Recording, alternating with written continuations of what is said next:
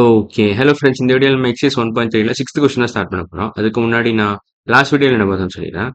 So last வீடியோல நம்ம exercise 1.3ல வந்து 5த் கொஸ்டின் கம்ப்ளீட்டா முடிச்சிட்டோம். ஸோ அந்த வீடியோ பார்க்கலன்னா, அந்த வீடியோ பார்த்துட்டு இன்னைக்கு வீடியோக்கு வாங்க. ஸோ இன்னைக்கு வீடியோ ஸ்டார்ட் பண்ணிடலாம். ஓகே. 6த் கொஸ்டின் என்ன கொடுத்துருக்காங்கன்னா, numbers divisible by 4 and 6 are divisible by 24. Verify the statement and support your answer with an example.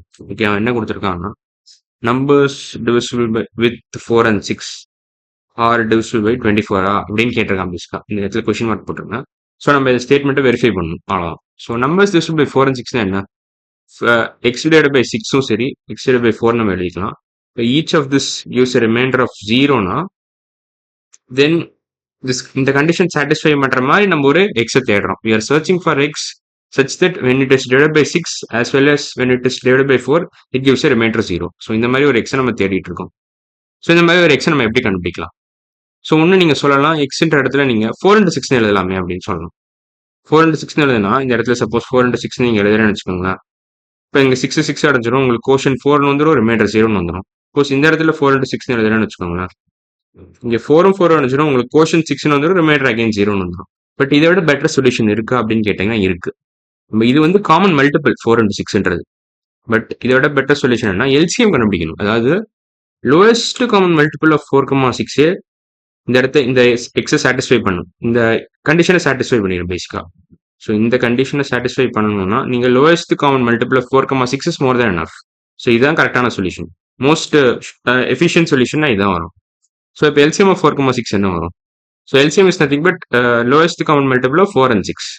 So 4ஓட மல்டிபிள்ஸ் எடுக்கலாம். 4, 8, 12 அப்படியே போயினே இருக்கும். 6, 12 இது வந்து மல்டிபிள்ஸ் ஆஃப் 6, இது அப்படியே போயினே இருக்கும்.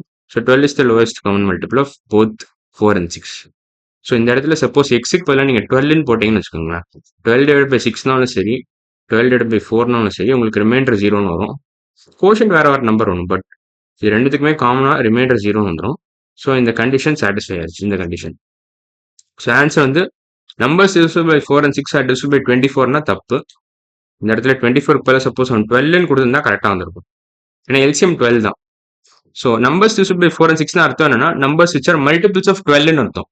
இந்த ஸ்டேட்மெண்ட்கான அர்த்தம் என்னன்னா, சப்போஸ் மார்க் பண்றேன்.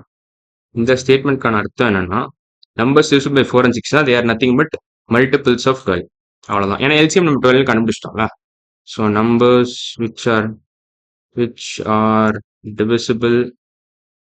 divisible by 4 and 6 are nothing but multiples of 12. which are divisible by 4 and 6 is nothing but multiples of 12. அவ்வளவுதான். ஸோ இது தெரிஞ்சுக்கிட்டா போதும். Multiples of 12. So when they are divided by 12, we will get remainder 0. அது இந்த இடத்துல 12 இருந்துச்சா கரெக்டாக வந்திருக்கும். பட் அவன் 24ன்னு கொடுத்ததுனால இந்த ஸ்டேட்மெண்ட் தப்பாயிருது. இங்கே அவன் 24ன்னு கொடுத்துருக்கான் பார்த்தீங்களா. ஸோ இந்த என்டையர் ஸ்டேட்மெண்ட் தப்பாயிருச்சு. ஸோ இந்த இந்த 6th கொஸ்டின் ஆன்சர் ஃபால்ஸ் தான். ஃபால்ஸ். இப்போ நம்ம 7th கொஸ்டின் போயிடலாம். 7th கொஸ்டின் என்ன கொடுத்துருக்காங்கன்னா, sum of any two successive odd numbers is always divisible by 4. Justify the statement with an example அப்படின்னு விட்டுருக்கான்.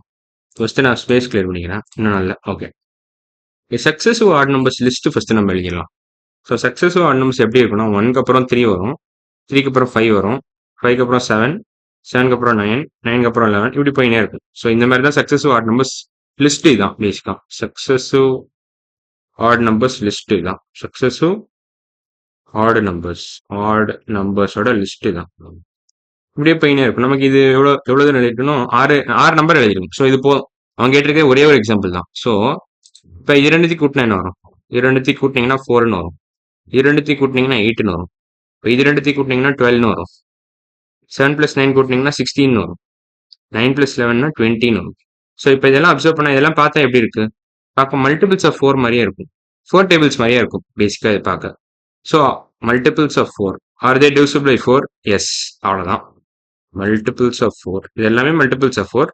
இப்போ நீங்க கேட்க வேண்டிய கேள்வி என்னன்னா, ஆர் தே divisible by 4 கேட்கணும். இந்த கேள்விக்கான ஆன்சர் என்ன? இந்த கொஸ்டினுக்கான ஆன்சர் எஸ் தான். So are they divisible by 4னா ஆமாவா இல்லையா? எஸ். ஸோ இந்த கொஸ்டினுக்கான ஆன்சர் எஸ்.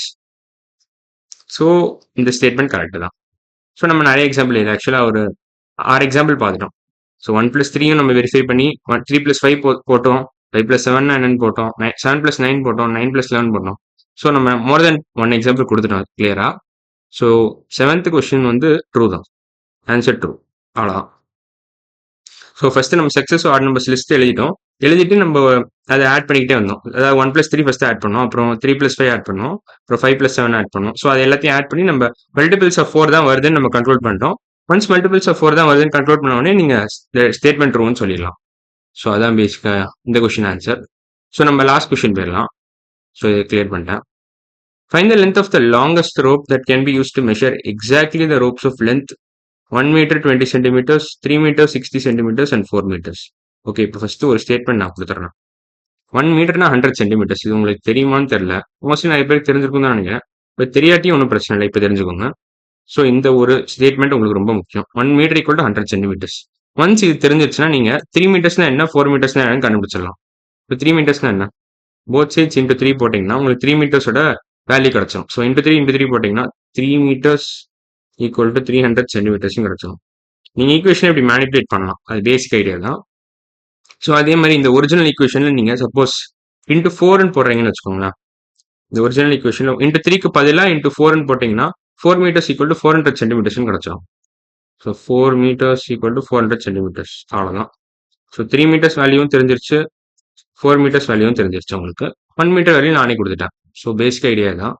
ஸோ ஒன்ஸ் இதெல்லாம் தெரிஞ்சிருச்சுன்னா நீங்க இதை கொஸ்டினா நீங்க ப்ரொசீட் பண்ணலாம். So length of longest rope இப்படின்னு கொடுத்திருந்தாலே நீங்க வந்து உங்க மைண்ட்ல வந்து ஹெச்எஃப்னு உங்களுக்கு மணி அடிக்கணும். Length of longest rope, longest இல்ல கிரேட்டஸ்ட் இல்ல லார்ஜஸ்ட் இப்படிலாம் கொடுத்தா நீங்க ஹெச்எஃப் பத்தி தான் யோசிக்கணுங்க. ஸோ இப்போ 1 மீட்டர் 20 சென்டிமீட்டர் என்ன அர்த்தம், 100